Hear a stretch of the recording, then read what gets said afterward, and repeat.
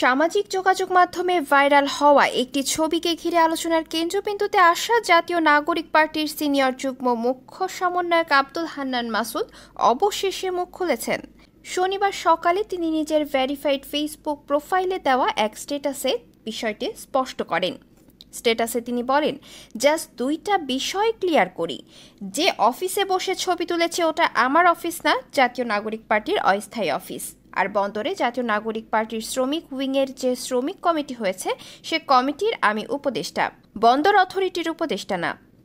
এর আগে গত শনিবার হান্নান মাসুদ একটি ফেসবুক পোস্টে লেখেন, ঈদ পরবর্তী সময়ে প্রথম দিনের মতো অফিসে আসা এ এক অন্যরকম ভালো লাগা। আগামীর বাংলাদেশ বিনির্মাণে আমাদের এই চলমান সংগ্রাম আপাতত এখান থেকেই পরিচালিত হচ্ছে। স্ট্যাটাসটির মন্তব্যের ঘরে রাশেদ খান নামে একজন লিখেন, ভাই এভাবে মেকি হাসি দিয়ে অফিস টাইমের ছবি দিতে দেখতাম ওবায়দুল কাদেরকে, আপনি হলেন জনতার মাসুদ, ওবায়দুল কাদেরের মাসুদ হয়েন না। আলোচনা সমালোচনার প্রেক্ষিতে হান্নান মাসুদ নতুন এই ব্যাখ্যার মাধ্যমে স্পষ্ট করেন যে ভাইরাল হওয়া ছবিটি কোনো ব্যক্তিগত বা সরকারি অফিসের নয়, বরং তাদের দলের অস্থায়ী অফিসের এবং তার অবস্থান শুধুমাত্র একটি রাজনৈতিক সংগঠনের উপদেষ্টা হিসেবে। Aditi Fariha, news page BD.